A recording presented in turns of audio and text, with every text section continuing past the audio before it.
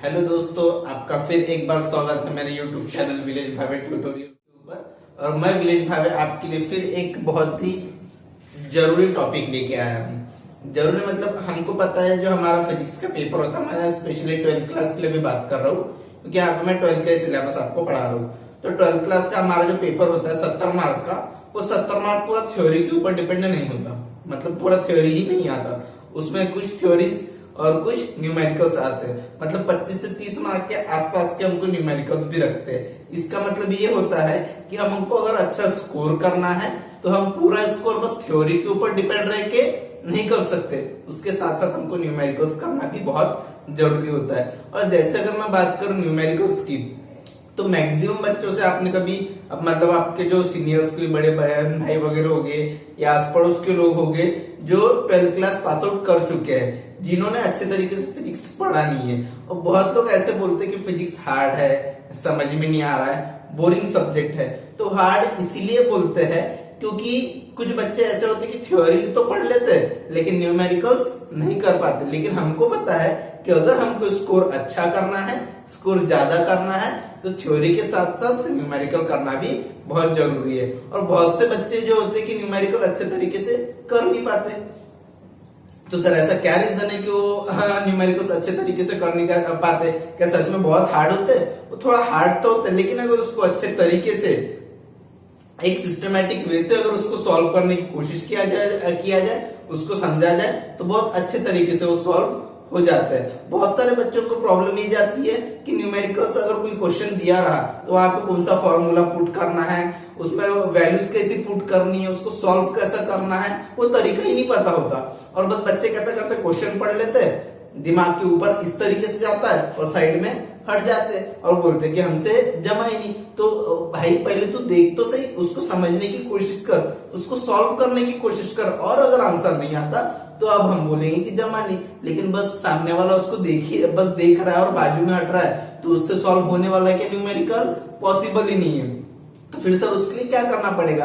तो अगर आपको भी अच्छे तरीके से न्यूमेरिकल सॉल्व करना है तो ये वीडियो बिना स्किप किए देखिए। जो मैं यहाँ पे तरीका बताऊंगा उस तरीके को अच्छे तरीके से फॉलो कीजिए, तो मैं 100% गारंटी बताता हूँ कि आप भी बहुत अच्छे तरीके से न्यूमेरिकल सॉल्व कर पाओगे। मुझे भी प्रॉब्लम होती थी, लेकिन जो मेरे टीचर ने मेरे को बताया उन सब चीजों को मैंने फॉलो किया, इसलिए आज अच्छे तरीके से न्यूमेरिकल सॉल्व कर पाता हूँ। और आप भी अच्छे तरीके से न्यूमेरिकल सॉल्व कर पाओगे तो कोई प्रॉब्लम नहीं जाएगी। तो अभी हम देखेंगे कि फिजिक्स के न्यूमेरिकल सॉल्व कैसे किया जाए। बस यहाँ पे फिजिक्स की बात नहीं कर रहा हूं मैं, केमिस्ट्री में भी आपके कुछ न्यूमेरिकल्स होते तो आप उसको भी इसी तरीके से सॉल्व कर सकते हो। और जैसे हायर क्लास में भी जाओगे तो जो भी बस 12th के लिए नहीं, हायर क्लासेस के लिए बिल्कुल वही तरीका यूज कीजिए, तो आप बहुत अच्छे तरीके से न्यूमेरिकल सॉल्व कर लेंगे। चलो बच्चों, अभी हम देखते हैं कि how to solve physics numerical, कि फिजिक्स के न्यूमेरिकल्स किस तरीके से सॉल्व किए जाते हैं। तो सबसे पहले एक दिमाग से मैं आपकी बात निकालना चाहूंगा कि बहुत जगह क्या होता है, अब मैं सभी जगह का ऐसा कोई नाम वगैरह नहीं बताऊंगा कि कुछ कुछ जगह पॉसिबल नहीं है कि सभी जगह हो। कुछ कुछ जगह कॉलेजेस में या ट्यूशंस में क्या होगा कि अगर कोई एक टीचर और सब्जेक्ट टीचर, फिजिक्स की बात कर रहा हूं मैं, तो फिजिक्स की अगर मैं बात करूं, कोई सब्जेक्ट टीचर है तो वो क्या करेगा, एक क्वेश्चन दिया हुआ होता है बुक में, टीचर अच्छे तरीके से पढ़ लेते हैं और टीचर पढ़ने के बाद उसको अच्छे तरीके से समझ भी लेते हैं, बच्चों को समझा देते हैं, बच्चे को किसी को समझ में आ जाता है, किसी को नहीं आता। तो टीचर क्वेश्चन पढ़ लेंगे, बच्चे समझ लेंगे, फिर टीचर क्या करते हैं, जो क्वेश्चन दिया रहा उस क्वेश्चन में से गिवन डाटा जो भी है, क्वेश्चन में से जो भी गिवन डाटा दिया हुआ है वो गिवन डाटा निकाल लेंगे, और गिवन डाटा निकालने के बाद जो जो फिजिकल क्वांटिटीज आती है वो उसको भी वहां से फाइंड आउट कर लेते हैं। फिर उसके बाद उसी क्वेश्चन को समझने में जो उसको फाइंड आउट करने के लिए कहा गया है उसका जो भी फॉर्मूला होता है वो फॉर्मूला भी लगा देते हैं टीचर, फॉर्मूला भी लगा देते हैं। फॉर्मूला लगाने के बाद उसमें जो जो फिजिकल क्वांटिटीज आती है फॉर्मूले में, उस फिजिकल क्वांटिटीज की वैल्यू तो क्वेश्चन में ही दी रहती है, जिसमें हम गिवन डाटा में निकाल लेते हैं। तो फिर वो वैल्यू का यूज करके उस फॉर्मूले में वैल्यू पुट करते हैं और आगे थोड़ा बहुत सॉल्व कर लेते हैं। फिर बच्चों से कहा जाता है कि बच्चों लॉग बुक निकालो, बच्चे भी बढ़िया जोश जोश में अब लॉग बुक निकालते हैं। और फिर लॉग बुक निकालने के बाद बच्चे टीचर क्या बोलते हैं, बेटा ऐसा ऐसा दिए हुआ है। फॉर एग्जाम्पल मैं एक एग्जाम्पल लेता हूँ, यहाँ पे कोई वैल्यू दी है 6.667 into 10⁻⁻11 into 3.14 divided by 8.834 into 9.834, ऐसी कुछ वैल्यू दी हुई है। तो फिर बच्चों को कहा जाता है बच्चों आप लोग ये सॉल्व करो, फिर बच्चे भी बढ़िया जोश में लॉग बुक निकाल लेते हैं और फिर इसका लॉग देखेंगे, इसका लॉग, दोनों को ऐड कर देंगे, फिर इसका लॉग दोनों को ऐड, ऊपर वाले से नीचे वाले को माइनस, जिसका आंसर आया उसका एंटी लॉग। फिर कोई बच्चा, एक दो बच्चे आंसर निकाल लेते हैं और फिर टीचर पूछते क्लास में कि बच्चों किसका किसका आंसर आया। अब अगर क्लास में टीचर ने पूछे बच्चे किसके किसका आंसर आया, जिन बच्चों का आंसर आता है वो भी बढ़िया खुश होके सर मेरा आया, सर मेरा आया, ऐसा करके बढ़िया खुश होते हैं और खड़े होकर आंसर बता देते हैं और उनको लगता है टीचर भी खुश हो जाते हैं, बच्चे ने सही आंसर बताया। तो जो भी आंसर आएगा वो कुछ तो कुछ यूनिट में लिख देते, जो भी फिजिकल क्वांटिटी है उसका यूनिट कुछ तो कुछ आ जाएगा वो लिख देते हैं। तो फिर बच्चे भी खुश होते हैं कि यार मैंने आंसर बता दिया। और बच्चों को क्या लगता है कि ये लॉग सॉल्व करने के बाद जो मैंने आंसर दिया तो मैंने न्यूमेरिकल सॉल्व कर लिया, बच्चे हो जाते हैं खुश। और फिर जब एग्जाम टाइम में जब वो अगर कुछ पेपर सॉल्व करने की कोशिश करते, जब एग्जाम टाइम में वो कुछ न्यूमेरिकल्स आते हैं, वो न्यूमेरिकल्स उनके इस तरीके से सर के ऊपर से जाते हैं, फिर उनको याद आता है मैं क्लास में तो बरोबर न्यूमेरिकल सॉल्व करता था, अब मुझसे यहाँ पे क्यों नहीं बन रहे हैं। तो दोस्तों आप अपने दिमाग से ये बात निकाल लीजिए कि लॉग सॉल्व करना यानी न्यूमेरिकल सॉल्व करना होता है कि अगर बस आप लॉग सॉल्व कर रहे हो और आप ये मान रहे हो कि मैं न्यूमेरिकल सॉल्व कर रहा हूं तो वो गलत बात है। लॉग सॉल्व करना यानी न्यूमेरिकल सॉल्व करना नहीं होता। ये लॉग में है ही क्या, अगर इसका कोई भी लॉग देखने बताए, ये जो लॉग में हम देखते हैं क्या, बस चार चीजें प्लस माइनस मल्टीप्लिकेशन और डिवाइड, ये चार चीजें होती है जो एक कोई भी पहली दूसरी क्लास में बच्चा समझ जाता है। और ये अगर लॉग आप किसी पहली दूसरी क्लास के बच्चों को भी समझा दो ना तो वो भी अच्छी तरीके से सीख जाएगा। तो इसका मतलब यहाँ पे जो आप कर रहे हो कैलकुलेशन वो पहली दूसरी क्लास के लेवल के बच्चों के हिसाब से कर रहे हो, क्योंकि ये तो कोई भी कर लेगा, किसी को भी सिखा दो। लॉग कोई बड़ी चीज नहीं है कि जो कोई नहीं सीख सकता, कोई भी सीख सकता है। तो बस आप लॉग का कैलकुलेशन निकाल रहे हो, न्यूमेरिकल सॉल्व नहीं कर रहे हो। न्यूमेरिकल सॉल्व करना और लॉग सॉल्व करने में बहुत डिफरेंस है। तो बहुत से बच्चों को ऐसा लगता है कि अगर हमने लॉग सॉल्व कर लिया तो न्यूमेरिकल सॉल्व कर लिया और वो हो जाते खुश। तो दोस्तों ऐसा नहीं है कि अगर आप लॉग सॉल्व कर रहे हो इसका मतलब ये नहीं कि आप न्यूमेरिकल सॉल्व कर सकते हो। न्यूमेरिकल सॉल्व करने के लिए थोड़ा सा लेवल बढ़ाना पड़ता है। तो फिर सर लॉग न्यूमेरिकल सॉल्व कैसे होता, अगर जो बताया गया था टीचर ने क्वेश्चन बताए गए थे वो क्वेश्चन आप खुद अच्छे तरीके से पढ़ते, उसको खुद समझते, खुद समझने के बाद उसका गिवन डाटा निकालते, फिर फॉर्मूला भी अपने हिसाब से लगाते, मतलब जो वहां पे आने वाला है, और उस फॉर्मूले में फिजिकल क्वांटिटीज के हिसाब से गिवन डाटा देख के उसमें वैल्यू पुटअप करते, और वैल्यू पुटअप करने के बाद अगर आंसर निकालते और आपका आंसर अगर करेक्ट आता तो आप ये बोलते कि मैंने लॉग सॉल्व कर लिया। लेकिन आपने क्या किया, सॉरी आपने न्यूमेरिकल सॉल्व कर लिया लेकिन आपने क्या किया, सिर्फ लॉग सॉल्व किया। मैं ये नहीं बोल रहा हूँ कि लॉग की जरूरत नहीं पड़ेगी, लॉग की जरूरत पड़ती है। और अभी भी अगर किसी को लॉग सॉल्व करना नहीं आता होगा तो सबसे पहले वो सीखिए, तभी आपकी न्यूमेरिकल सॉल्व हो पाएंगे। और क्यों जरूरत पड़ेगी वो मैं आगे बताऊंगा। तो सबसे पहले ये दिमाग से अपनी सोच हटा दीजिए कि अगर हम लॉग सॉल्व कर रहे हैं इसका मतलब न्यूमेरिकल सॉल्व कर रहे हैं, तो ऐसा नहीं होता। और ऐसा क्यों नहीं होता अभी मैंने बता दिया। तो फिर अब किसी बच्चों को लगेगा कि क्या करना चाहिए फिर अगर हमको न्यूमेरिकल्स नहीं समझ में आ रहे तो फिर कैसा करना चाहिए। तो उसके लिए क्या करना दोस्तों आपको, जैसे अगर मैं भी किसी बात कर दूं अफ्रीकन की, अगर कोई अफ्रीकन अपने इंडिया में आ गया और आपसे वो बातें करने की कोशिश, कम्युनिकेशन करने की कोशिश कर रहा है, आपको समझ में नहीं आएंगी क्योंकि आपको अफ्रीकन आती ही नहीं। अफ्रीकन लैंग्वेज इसके पहले आपने कोई कभी देखे ही नहीं हो, सुने ही नहीं हो, तो आपको तो आती ही नहीं, तो आपके लिए क्या लगेंगी नहीं। अब क्या करोगे, अगर आपको नहीं आती तो किसी और के पास धकेल दोगे, मतलब भाई तू जाके सामने वाले से किसी से पूछ ले, जैसी भी अपने इशारे में समझाना चाहते हो उसको उस तरीके से आप अपने किसी दूसरे के पास भेज दोगे कि भाई तू उधर चले जा, उससे पूछ ले। बिल्कुल उसी तरीके से आप उसको समझ ही नहीं पा रहे हो, इसका मतलब ये है कि कभी समझ नहीं पाओगे। आपको लैंग्वेज नहीं आती, इसका मतलब ये नहीं कि आप उसको समझ नहीं सकते।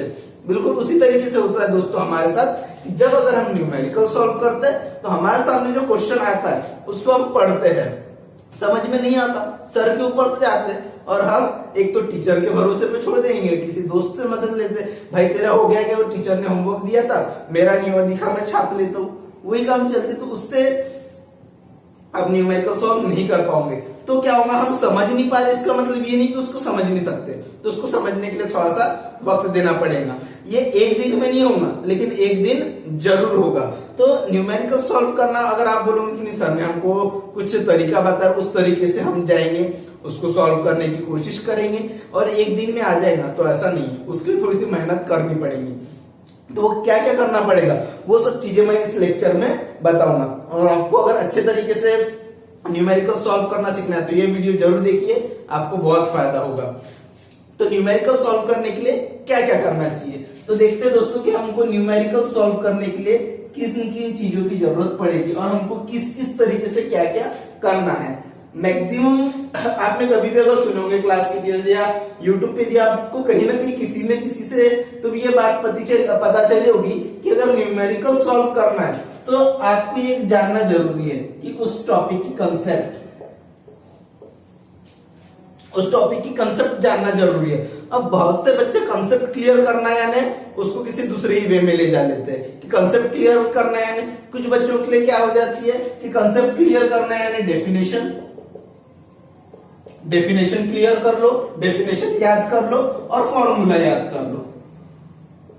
अब डेफिनेशन याद कर लो और फॉर्मूला याद कर लो, इसको बच्चे कंसेप्ट समझ लेते हैं। तो दोस्तों बस डेफिनेशन और फॉर्मूला याद करने से आपकी कंसेप्ट क्लियर नहीं होने वाली है, क्योंकि न्यूमेरिकल एक ऐसी चीज है जो बुक में, हमारी जो बुक होती है टेक्स्ट बुक, उसमें छोटी सी छोटी चीज भी हमको काम की है। इससे पहले जब अगर आपको न्यूमेरिकल सॉल्व करना है तो क्लास में आपको जो टीचर बताए जा रहे हैं, क्योंकि जो बातें बुक्स में नहीं होती उससे ज्यादा बातें क्लास में बताई जाती है, तो आप हर एक छोटी से छोटी चीज को ध्यान दीजिए। और अगर आपको ऐसी कोई चीज नहीं लगती जो आपको बुक में दी हुई नहीं है तो उसको अलग से नोट कीजिए, क्योंकि हर एक छोटी सी छोटी चीज हमको न्यूमेरिकल्स में काम आती है। तो अब सर हम कंसेप्ट क्लियर कैसे करें, तो बहुत से बच्चे क्या होते हैं, अगर किसी को कंसेप्ट के बारे में पता चल भी गया तो जो टॉपिक के बारे में पढ़ रहे हैं, जिस टॉपिक के ऊपर न्यूमेरिकल सॉल्व कर रहे हैं, उसके ऊपर कंसेप्ट क्लियर कीजिए। मतलब जैसे अगर अभी हम step by step lesson wise पढ़ रहे हैं, तो अगर हमारा पहला लेसन है रोटेशनल डायनामिक्स, उसमें सर्कुलर मोशन और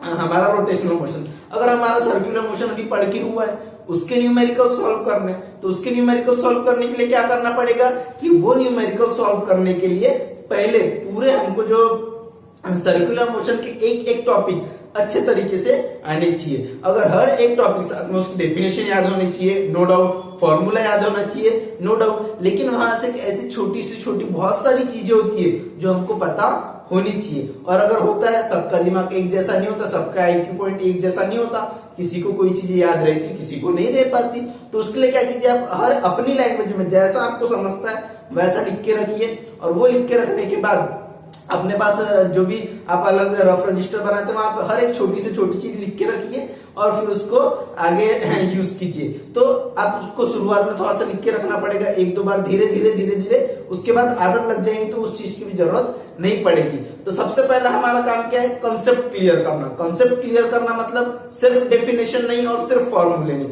वहां पे ऐसी बहुत सारी छोटी छोटी चीज आती है जो हमको ध्यान में रखना है।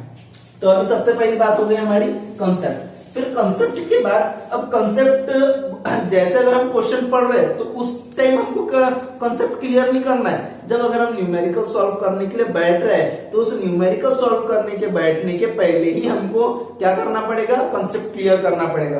कुछ लोग क्या बोलेंगे कि पहले फॉर्मूला बताओ, पहले फॉर्मूला याद कर लो। अब आपको जैसे ज्यादा बेटर लगता है वैसे कीजिए, लेकिन मेरे हिसाब से भाई अगर उस टॉपिक के बारे में आपको कुछ जानकारी ही नहीं है, उसकी कंसेप्ट ही क्लियर नहीं है, तो आप फॉर्मूला कहां से लगाओगे।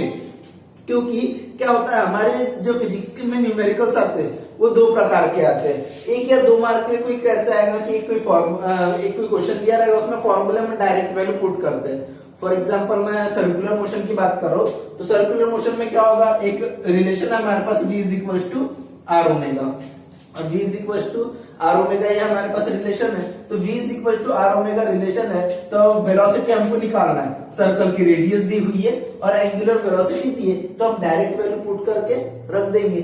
लेकिन अगर यहाँ पे हमको एंगुलर वेलोसिटी दी हुई नहीं है, एंगुलर वेलोसिटी दी हुई नहीं है, और एंगुलर वेलोसिटी की जगह अगर हमको फ्रीक्वेंसी दी हुई है या टाइम पीरियड दिया हुआ है, तो उसकी जगह हम क्या करेंगे दोस्तों, V is equal to as it is, R भी रहेगा एज इट इज, ओमेगा की जगह या तो रखेंगे 2 पाई n या फिर 2π/t ये रखेंगे। अगर फ्रीक्वेंसी दी है तो फ्रीक्वेंसी पुट करेंगे और टाइम पीरियड दिया है तो टाइम पीरियड पुट करेंगे।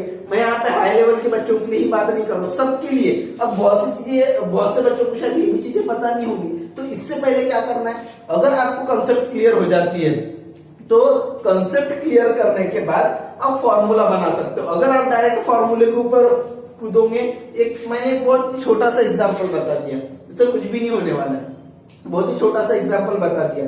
तो छोटा सा एग्जाम्पल बता दिया, इससे और बड़े बड़े एग्जाम्पल्स आने वाले जिसको हमको समझना है। और वो फॉर्मूले पुट करने के लिए हमको सबसे पहले कंसेप्ट क्लियर करना होगा, और उसके लिए हमको हर एक चीज अच्छे तरीके से पढ़ना होगा। और मेरी बात अगर ध्यान रखोगे, आपको फिजिक्स में अच्छा स्कोर करना है तो थ्योरी तो आपको पढ़ना है, लेकिन न्यूमेरिकल की तरफ आता है, आप ज्यादा से ज्यादा ध्यान दीजिए। मैं 100% बताता हूँ, आप फिजिक्स में बहुत अच्छा स्कोर करोगे।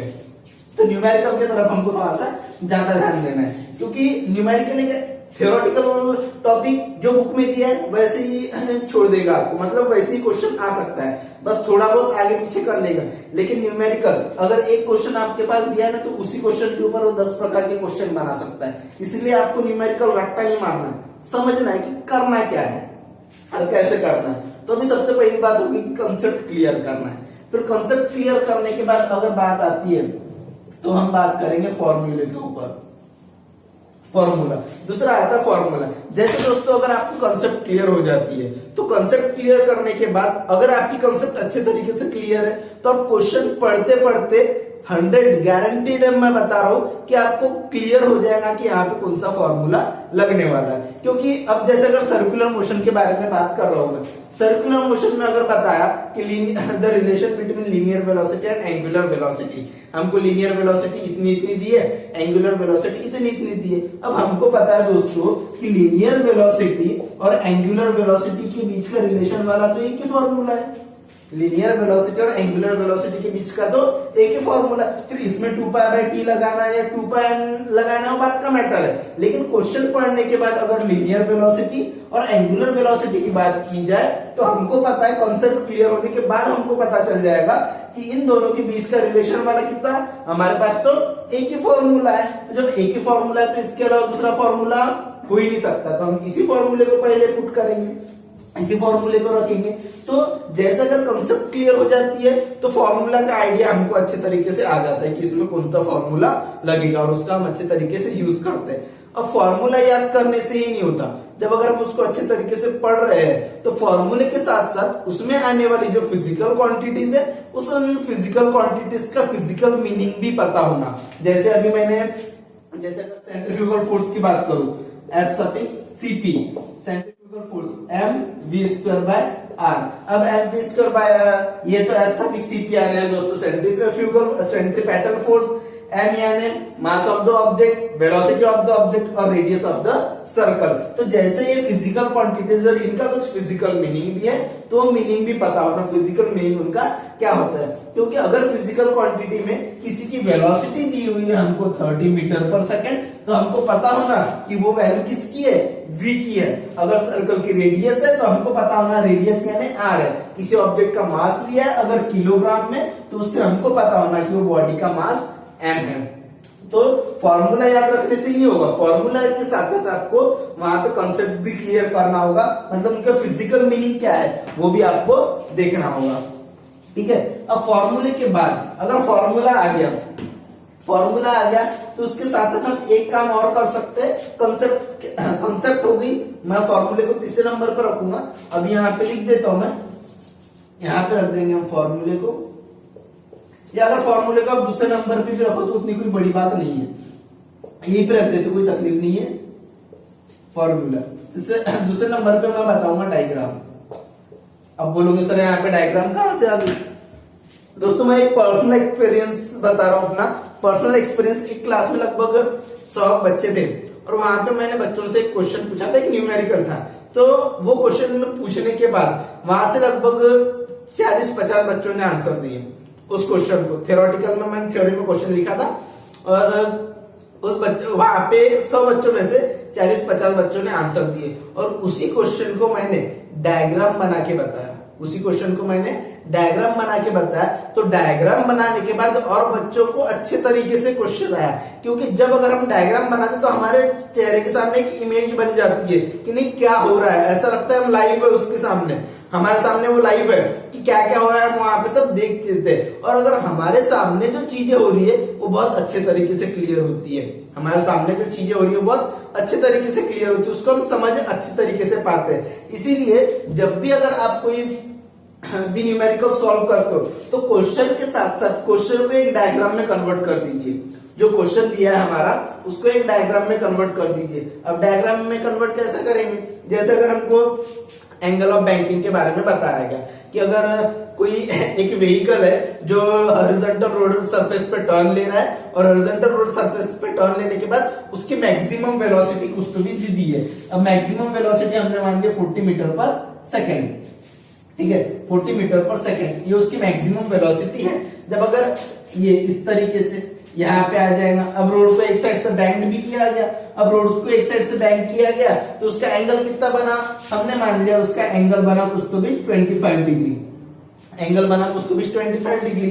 ये इधर कहीं तो भी एक दोस्तों था सेंटर और यहाँ से लेकर यहाँ तक की थी रेडियस, तो उसकी रेडियस कितनी थी, हमने मान लिया 25 सेंटीमीटर, सॉरी यहाँ पे हमने मान लिया 5 मीटर, 5 मीटर उसकी क्या थी रेडियस। एक मैं ऐसी कोई पर्टिकुलर वैल्यू नहीं है, मैं एक एग्जांपल टाइप बता रहा हूँ। फिर उसके साथ यहाँ पे व्हीकल है, यहाँ पे व्हीकल, इसके ऊपर कुछ तो भी नॉर्मल रिएक्शन फोर्स एक्ट हो रहा है, एंगल ऑफ बैंकिंग। अब अगर मैं विदाउट फ्रिक्शन फोर्स की बात करूं तो इधर नीचे में वेट mg होगा, वेट mg, यहाँ पे एंगल ऑफ बैंकिंग आ गया, इसको इधर सेंट्रीफ्यूगल फोर्स ले जा रहा है, इधर कौन सा फोर्स आ रहा है हमारा, यहाँ पे इसका कंपोनेंट आ जाएगा n sin theta, n sin theta.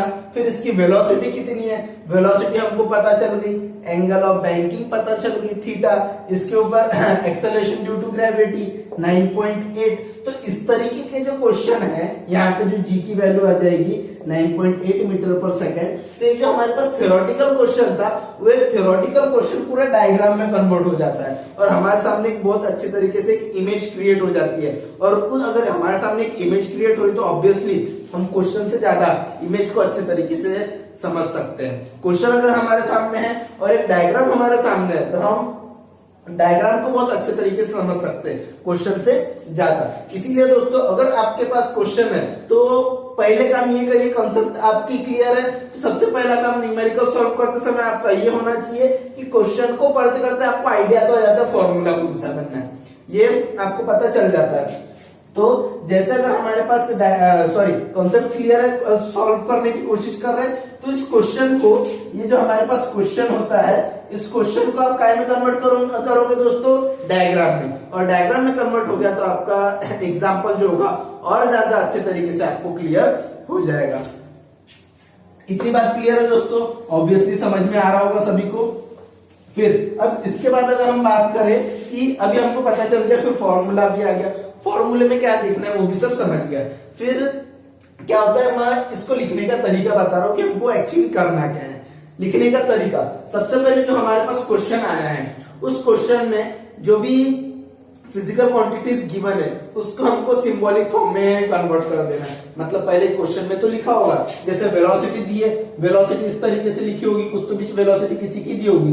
Velocity को हम कौन से सिंबल से रिप्रेजेंट करते हैं, v से, तो हमारी कुछ तो बीच मीटर पर सेकंड वेलोसिटी आ गई है। इतना ठीक है दोस्तों। फिर उसके बाद अगर कोई एंगल ऑफ बैंकिंग थीटा दिया हुआ है, कुछ तो बीच आ गया, तो जितने भी वहां पे फिजिकल क्वांटिटीज आई है वो पूरी फिजिकल क्वांटिटीज को हमको सिंबॉलिक फॉर्म में कन्वर्ट कर देना है, क्योंकि हमारा जो फॉर्मूला होता है वो एक सिंबॉलिक फॉर्म में होता है। और सिंबॉलिक फॉर्म में अगर हमने उस गिवन टर्म को अगर कन्वर्ट कर दिया तो हमको समझने में आसानी जाती है।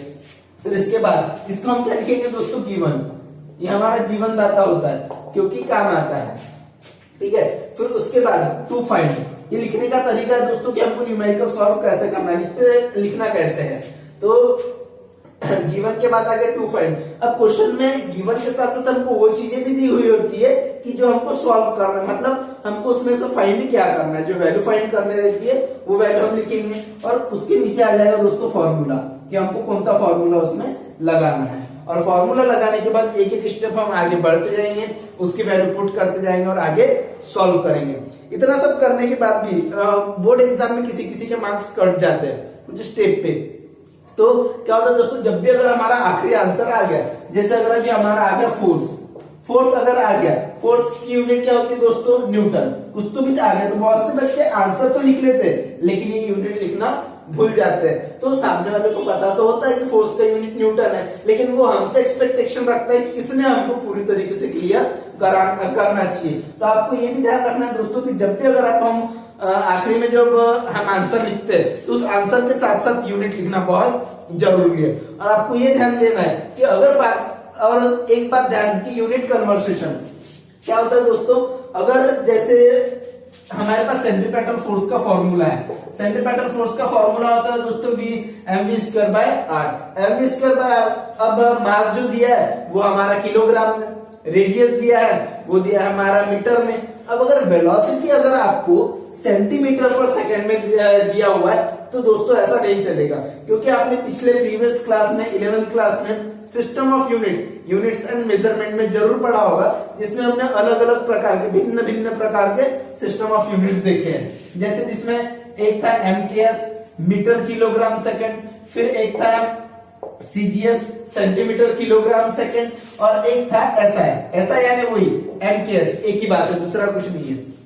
तो अब मैक्सिमम टाइम ये MKS और CGS यूज करते हैं। MKS यानी M यानी क्या, metre unit of length, K यानी किलोग्राम यूनिट ऑफ मास, और S यानी second unit of time, C यानी सेंटीमीटर यूनिट ऑफ लेंथ। अब मीटर का यूनिट लेंथ का यूनिट मीटर भी था दोस्तों और सेंटीमीटर भी। यहाँ पे भी अगर देखेंगे मास का यूनिट किलोग्राम था और ग्राम भी, लेकिन अगर जहां सेंटीमीटर है तो वहां पे ग्राम भी रहना चाहिए और सेकंड भी रहना चाहिए। जहां पे मीटर है तो वहां पे किलोग्राम रहना चाहिए, सेकंड भी रहना चाहिए। अगर यहाँ पे बाकी यूनिट, अगर यहाँ पे जो रेडियस हमको दिए वो कुछ तो बीच मीटर में दिए, तो आपका ये काम ये बनता है, या अगर मास भी, जो आपको मास भी अगर वो किलोग्राम में दिया है तो यहाँ पे रेडियस मीटर में है, मास किलोग्राम में, लेकिन वेलोसिटी सेंटीमीटर में रह गया, ऐसा पॉसिबल नहीं मतलब अगर वो वैल्यू रख के हम सॉल्व करते उसको तो वो गलत हो जाता है। तो फिर हमारा काम क्या बनता है, सबसे पहले कि इस CGS टर्म को हम कन्वर्ट करेंगे MKS में, यानी सेंटी यानी होता है 10⁻⁻² और मीटर पर सेकंड एज इट इज हम रख देंगे, तो वो वैल्यू कन्वर्ट हो जाएगी हमारी MKS सिस्टम में। इतना क्लियर हो गया दोस्तों। तो हमको यूनिट कन्वर्सेशन के ऊपर भी ध्यान रखना है कि हमको यूनिट कन्वर्सेशन करना है, क्योंकि अगर यूनिट कन्वर्सेशन नहीं किया तो आपका आंसर अगर आपने निकाल भी लेकिन वो आंसर सही नहीं होगा। तो इसके बाद आगे बढ़ते हैं, ये लिखने का तरीका हो गया, किस तरीके से हमको लिखना है। यहाँ पे अगर न्यूमेरिकल की बात करें तो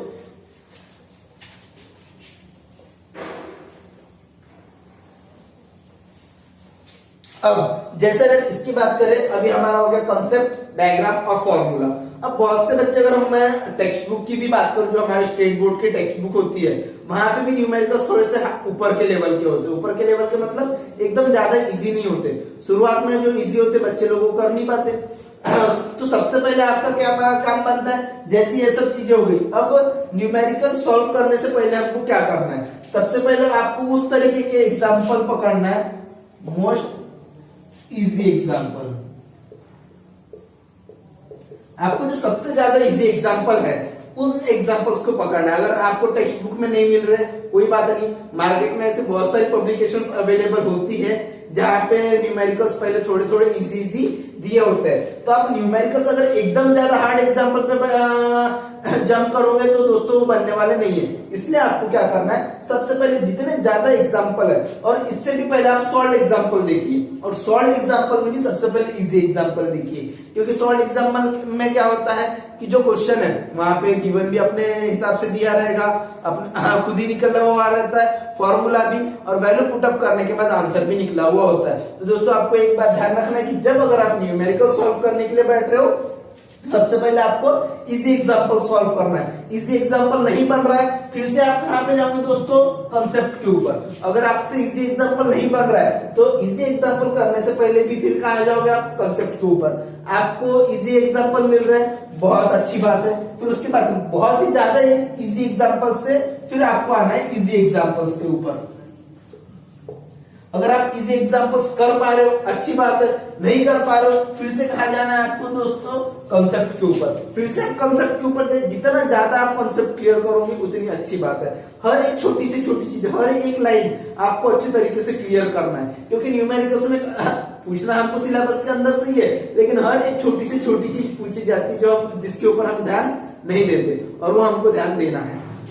फिर अगर इजी एग्जांपल्स आपसे हो जाते हैं और इजी एग्जांपल्स हो जाते हैं तो फिर धीरे धीरे फिर आप अपना लेवल एग्जांपल्स का लेवल बढ़ा सकते हैं दोस्तों। तो अगर यहाँ तक कि आपने ये सब चीजें अगर आपने फॉलो किए तो इन सब चीजों को फॉलो करने के बाद आप न्यूमेरिकल्स बहुत अच्छे तरीके से कर लोगे। मैं ये नहीं बोल रहा हूँ कि इन सब चीजों करने के बाद आप फिजिक्स के सभी एग्जांपल सॉल्व कर लोगे, सभी न्यूमेरिकल्स सॉल्व कर लोगे। सभी न्यूमेरिकल्स मैं भी सॉल्व नहीं कर सकता और शायद कोई नहीं कर सकता। जो टॉपिक आपने पढ़े ही नहीं हो उसके न्यूमेरिकल्स कैसे सॉल्व करोगे, तो ये पॉसिबल नहीं है।